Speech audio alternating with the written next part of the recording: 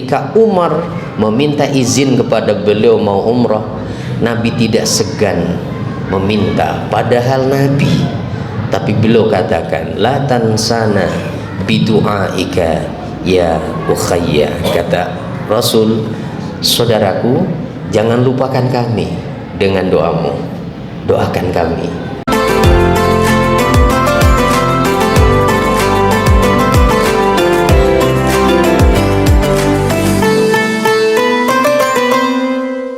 Assalamualaikum warahmatullahi wabarakatuh.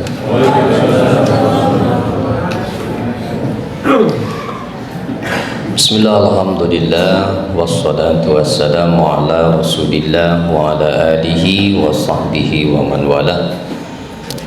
Alhamdulillah, Bapak Ibu sekalian, puji syukur kita panjatkan kehadirat Allah Subhanahu wa taala di malam hari ini. Tanpa terasa sudah malam ke-11 insyaallah ya. Mudah-mudahan tetap istiqomah melaksanakan qiyamul Ramadan Sarawi sampai akhir nanti, dan mudah-mudahan puasa kita yang sudah kita lalui diterima oleh Allah Subhanahu wa taala. Tema kita pada malam hari ini adalah bulan Ramadan, bulannya ibadah dan amal, bukan bulan tidur dan bermalas-malasan.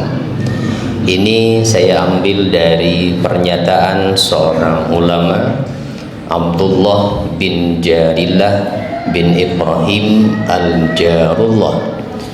Dalam salah satu nasihat beliau seputar Ramadan, beliau menyatakan demikian, syahrul Ramadan syahrul ibadati wal amal, laisa bisyahrin naumi wal kasal. Jadi bulan Ramadan adalah bulannya ibadah dan amal. Jadi hati-hati, berarti jangan menjadikan puasa sebagai alasan bagi kita umat Islam untuk bermalas-malasan, hanya memanfaatkan waktu siang dengan banyak tidur ya.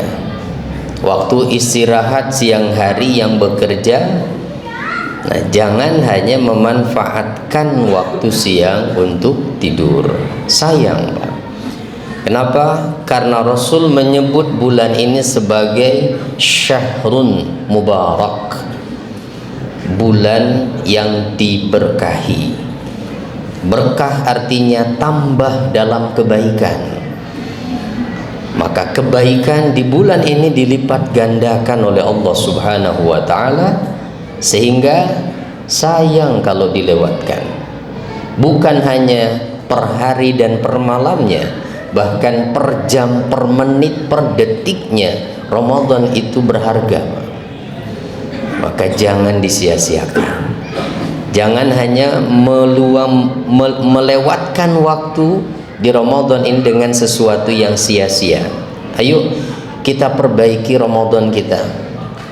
Kalau Rasulullah sepanjang hidupnya mungkin hanya setidaknya 9 kali Ramadan dalam hidupnya, karena puasa Ramadan baru diwajibkan di tahun kedua hijrah setelah Rasul hijrah ke Madinah. Tapi dalam 9 kali Ramadan tentunya Rasulullah maksimal dalam memanfaatkan waktu di Ramadan ini. Sedangkan kita, apalagi yang usia sudah 50, 60, dari sejak kita balik sampai dengan hari ini berapa puluh kali Ramadan kita lewati. Dan apa yang berubah dari diri kita setelah melewati Ramadan itu? Adakah perubahan yang lebih baik atau biasa-biasa saja? Nah, ini yang harus kita perbaiki. Ayo kita mulai, karena kita tidak ada yang menjamin bahwa tahun depan saat Ramadan kembali datang kita masih ada. Seandainya ini Ramadan yang terakhir, ayo kita perbaiki untuk seumur hidup kita. Ramadan tahun yang lalu boleh kita masih lalai, barangkali masih ada tarawih yang terlewatkan, atau bahkan mungkin masih ada puasa yang kita remehkan, buka dengan sengaja tanpa alasan. Tahun ini jangan lagi, kita bertobat, kita perbaiki. Mudah-mudahan ini yang terbaik. Kalaupun tidak berjumpa dengan Ramadan kembali, insya Allah inilah Ramadan terbaik yang kita persembahkan untuk Allah Subhanahu wa ta'ala. Yang kedua, untuk memanfaatkan waktu Ramadan ini, usahakanlah menjaga sholat tarawih berjamaah setiap malamnya. Terutama bapak-bapak tentunya, karena tidak punya uzur untuk meninggalkan sholat. Kalau ibu-ibu masih ada haidnya, bapak-bapak uzurnya apa? Tidak ada. Insya Allah kita punya kesempatan full sebulan penuh tarawih berjamaah. Kenapa? Rasulullah Shallallahu Alaihi Wasallam beliau mengatakan bahwa man shalla ma'al imami hatta yansarifa kutiba lahu qiyamu lailatin. Nah, sebelum saya terjemahkan hadisnya, saya tanya Bapak Ibu semua yang hadir di sini, adakah di antara kita yang kuat sholat satu malam tanpa berhenti? Semalam suntuk sholat, Pak? Kuat nggak? Yakin pasti jawabannya tidak akan kuat. Coba perhatikan apa yang disabdakan Nabi tadi. Siapa yang sholat bersama imam, artinya berjamaah. Dan hadis ini disabdakan Nabi terkait dengan qiyam Ramadan, Pak. Siapa yang sholat bersama imam hatta yansarifa, sampai imam itu selesai, sampai imam itu berbalik, sampai imam itu pergi, artinya sampai tuntas, sampai selesai, maka kutiba lahu qiyamu lailatin, dicatat bagi orang itu seakan-akan ia beribadah satu malam. Masya Allah. Nah, sehingga ulama memberi catatan, karena ada hatta yansarifa dalam hadis tadi, sehingga imam selesai, bahwa wa hadza shawab la yanaluhu illa man shalla ma'al imami hatta yantahiya minas salati kulliha. Pahala ini tidak akan bisa diraih kecuali oleh orang yang sholat bersama imam sampai sholat selesai keseluruhannya. Amma man iktasara bi ba'di sholati summan sarafa la yastahiqqu as-sawabal mau'uda bih. Adapun orang yang membatasi hanya ikut sebagian sholat saja dengan imamnya, imam belum tuntas sampai selesai, dia sudah pulang duluan, maka kata ulama, dia tidak berhak mendapatkan pahala yang dijanjikan dalam hadis tadi. Nah, maka ayo usahakan tiap malam sampai tuntas berjamaah tarawih.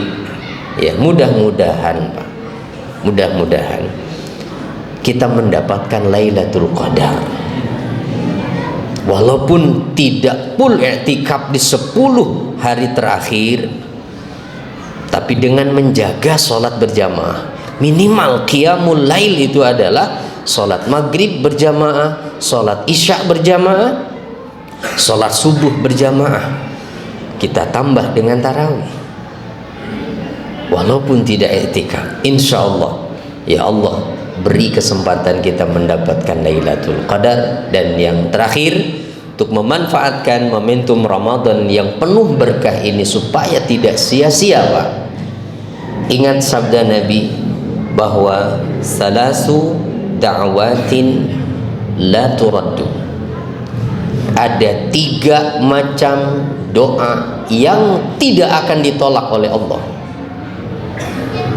Yang pertama, da'watul walid, doanya orang tua untuk anaknya.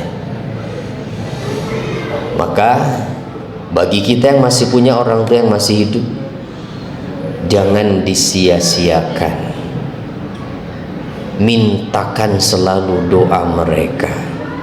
Doa orang tua akan membawa keberkahan dalam hidup kita, karena doa mereka tidak akan ditolak oleh Allah. Yang kedua, wa da'watus shaim, doanya orang yang sedang berpuasa. Dalam redaksi riwayat lain, hina yuftir, ketika ia berbuka. Nah, dalam hadis yang lain, ketika ia puasa. Maka kalau digabung dua-duanya, berarti orang yang puasa itu doanya tidak akan ditolak ketika ia puasa, terutama pada saat dia mau berbuka. Maka waktu kesempatan menjelang buka itu adalah kesempatan yang istimewa untuk memanjatkan doa. Jangan hanya semangat untuk buka saja, menyiapkan makan dan minum yang enak, tapi persiapkan doa terbaik mumpung Ramadan. Jangan lupa berdoa untuk negeri ini, Pak. Kalau semua umat Islam di negeri ini sepanjang bulan ini berdoa untuk negeri ini, mudah-mudahan negara kita diberi keberkahan oleh Allah Subhanahu wa ta'ala. Nah, yang ketiga yang tidak akan ditolak doanya adalah wa da'watul musafir, doanya orang yang melaksanakan perjalanan jauh, musafir, apalagi perjalanan ibadah haji atau umrah. Maka jika ada teman kita yang melaksanakan perjalanan seperti itu, jangan lupa minta doa mereka, karena Rasul Shallallahu Alaihi Wasallam sendiri ketika Umar meminta izin kepada beliau mau umrah, Nabi tidak segan meminta, padahal Nabi, tapi beliau katakan la tansana bidu'aika ya ukhayya, kata Rasul, saudaraku, jangan lupakan kami dengan doamu, doakan kami. Nah, inilah ya setidaknya untuk memanfaatkan waktu-waktu di Ramadan ini. Jangan lewatkan tarawih, sebaik mungkin jangan pernah ada yang kita masih sepelekan puasa ini, karena ini adalah rukun Islam. Siapa yang meninggalkannya tanpa sengaja termasuk dosa besar dan berhak mendapatkan azab. Satu hari saja tanpa uzur kita berbuka, kata Nabi, dosanya tidak akan tergantikan dengan puasa 1 tahun walaupun ia mengerjakannya. Dan yang terakhir, ayo kita perbanyak doa kepada Allah Subhanahu wa ta'ala agar kiranya Allah menghadirkan keberkahan untuk kita semua, keluarga kita, lingkungan kita, dan secara luas untuk negeri kita tercinta. Itu saja, mohon maaf bila ada hal yang kurang berkenan. Assalamualaikum warahmatullahi wabarakatuh.